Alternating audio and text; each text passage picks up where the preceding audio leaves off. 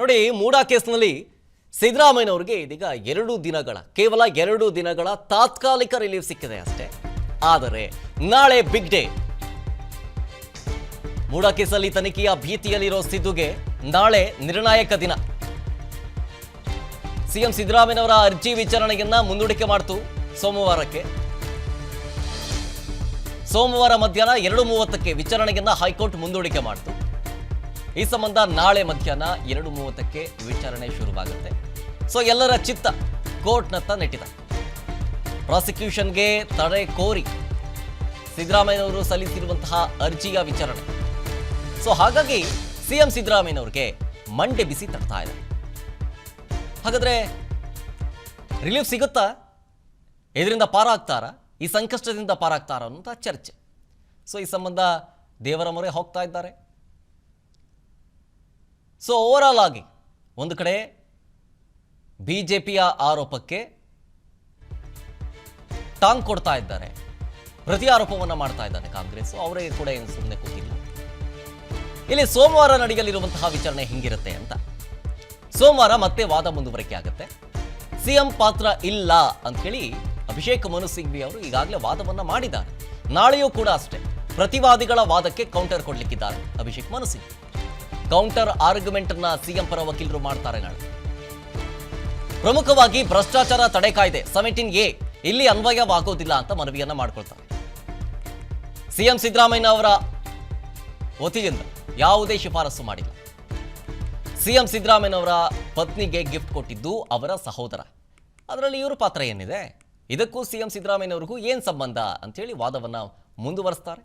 ಅಲ್ಲಿಗೆ ಈ ಕೇಸ್ ಏನಾಗುತ್ತೆ ಮುಂದೆ ಅಂಥೇಳಿ. ಸೊ ಬಟ್ ರಾಜಕೀಯ ಪಡಸಾಲಿನಲ್ಲಿ ಒಂದಷ್ಟು ಮಾತುಗಳು ಕೇಳಿ ಬರ್ತಾ ಇದ್ದಾವೆ. ಅಂದರೆ ಈ ಪ್ರಕರಣದಿಂದ ಮುಕ್ತರಾಗಿ ಬಂದರೆ, ಸಿದ್ದರಾಮಯ್ಯನವರ ಪರ ಬಂದರೆ ತೊಂದರೆ ಇಲ್ಲ, ಆದರೆ ಅವರ ವಿರುದ್ಧ ಬಂದರೆ ಸಾಕಷ್ಟು ರಾಜಕೀಯ ಡೆವಲಪ್ಮೆಂಟ್ಗಳಾಗುತ್ತವೆ ಅನ್ನೋ ಮಾತುಗಳು ಕೇಳಿ ಬರ್ತಾ ಇದೆ. ಬಟ್ ನೋಡಬೇಕು, ಇದೆಲ್ಲದಕ್ಕೂ ಕೂಡ ಕಾಲವೇ ಉತ್ತರಿಸಬೇಕು. ನೋಡಿ, ಈಗಾಗಲೇ ಮೂಡಾ ಹಗರಣದಲ್ಲಿ ಸಿದ್ದರಾಮಯ್ಯನವರು ಫುಲ್ ಟೆನ್ಷನ್ನಲ್ಲಿದ್ದಾರೆ, ದೇವರ ಮೊರೆ ಹೋಗ್ತಾ ಇದ್ದಾರೆ.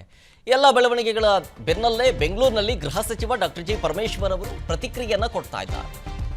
ಏನು ಹೇಳ್ತಾ ಇದ್ದಾರೆ ಡಾಕ್ಟರ್ ಜಿ ಪರಮೇಶ್ವರ್? ಡೀಟೇಲ್ಸ್ ಬರ್ತಾ ಇದೆ. ಮೂಡಾ ಪ್ರಕರಣದಲ್ಲಿ ಸಿದ್ದರಾಮಯ್ಯ ಅವರವರಿಗೆ ಯಾವುದೇ ಆತಂಕ ಇಲ್ಲ, ಯಾವುದೇ ಟೆನ್ಷನ್ ಇಲ್ಲ. ಸಿದ್ದರಾಮಯ್ಯನವರು ಬಹಳ ಕ್ಲಿಯರ್ ಆಗಿದ್ದಾರೆ. ಈ ಹಗರಣದಲ್ಲಿ, ಈ ಆರೋಪದಲ್ಲಿ ನನ್ನ ಪಾತ್ರ ಏನೂ ಇಲ್ಲ ಅನ್ನೋದರ ಬಗ್ಗೆ. ಸೊ ಇದರ ಬಗ್ಗೆನೇ ಬೆಂಗಳೂರಿನಲ್ಲಿ home minister doctor G Parameshwar reaction ಕೊಟ್ಟಿದ್ದಾರೆ. ಏನು ಹೇಳಿದ್ದಾರೆ ಬನ್ನಿ ನೋಡೋಣ. ಏನಕ್ಕೆ ಆತಂಕ? ಅವರು ಭಾಳ ಕ್ಲಿಯರ್ ಆಗಿದ್ದಾರೆ.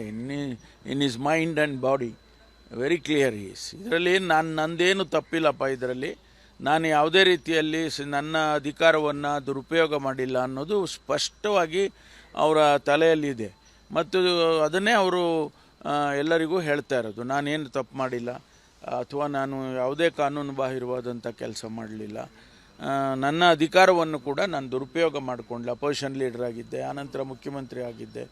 ಯಾವತ್ತೂ ನಾನು ದುರುಪಯೋಗ ಮಾಡಿಕೊಂಡಿಲ್ಲ ಅನ್ನೋದನ್ನು ಅವರು ಪದೇ ಪದೇ.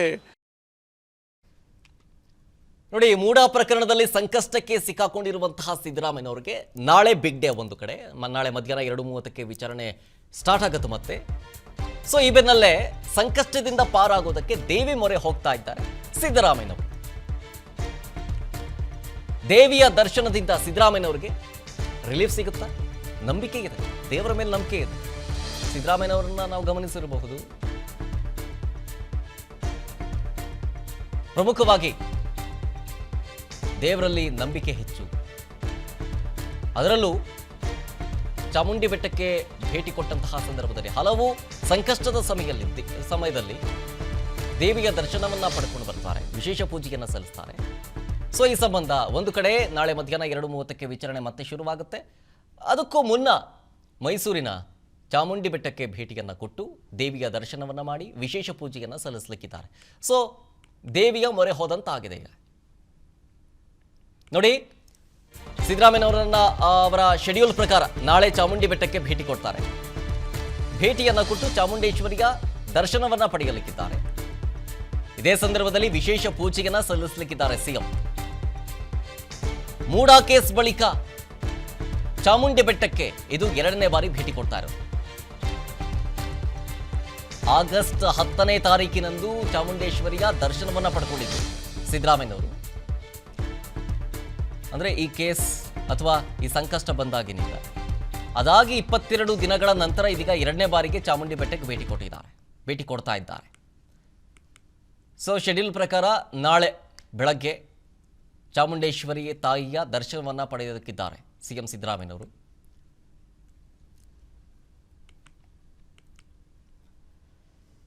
ನೋಡಿ, ಮೂಡಾ ಸೈಟ್ ಹಂಚಿಕೆಯಲ್ಲಿ ಅಕ್ರಮ ಆರೋಪ ಕೇಳಿ ಬಂದಿತ್ತಲ್ಲ, ಈ ಪ್ರಕರಣಕ್ಕೆ ಇದೀಗ ಒಂದು ಟ್ವಿಸ್ಟ್ ಸಿಗ್ತಾ ಇದೆ. ಏನದು ಟ್ವಿಸ್ಟ್? ಡೀಟೇಲ್ಸ್ ಬರ್ತಾ ಇದೆ. ಮೂಡಾ ಮಾಜಿ ಆಯುಕ್ತರಾದ ನಟೇಶ್ ದಿನೇಶ್ ವಿರುದ್ಧ ದೂರು ನೀಡಲಾಗಿದೆ.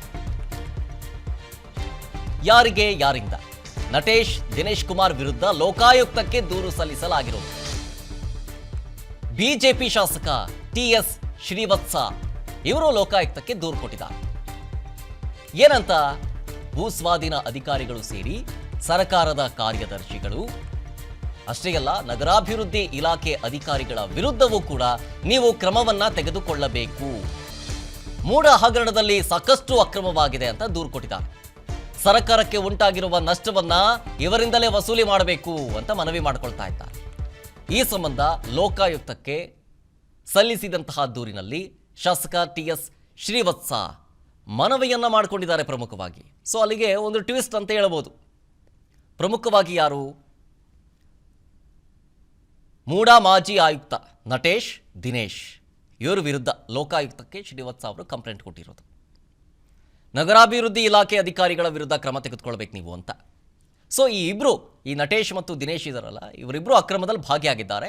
ಇಂಥವರ ವಿರುದ್ಧ ಕ್ರಿಮಿನಲ್ ಕೇಸನ್ನು ದಾಖಲು ಮಾಡಬೇಕು, ಅಕ್ರಮದಲ್ಲಿ ಭಾಗಿಯಾಗಿರೋ ಅಧಿಕಾರಿಗಳನ್ನ ಬಂಧಿಸಬೇಕು ಅಂತ ಮನವಿಯನ್ನ ಮಾಡಿಕೊಳ್ತಾ ಇದ್ದಾರೆ. ಅನುಕ್ಷಣದ ಸುದ್ದಿಗಳಿಗಾಗಿ ವಿಸ್ತಾರ ನ್ಯೂಸ್ ಯೂಟ್ಯೂಬ್ ಚಾನೆಲ್ ಸಬ್ಸ್ಕ್ರೈಬ್ ಮಾಡಿ.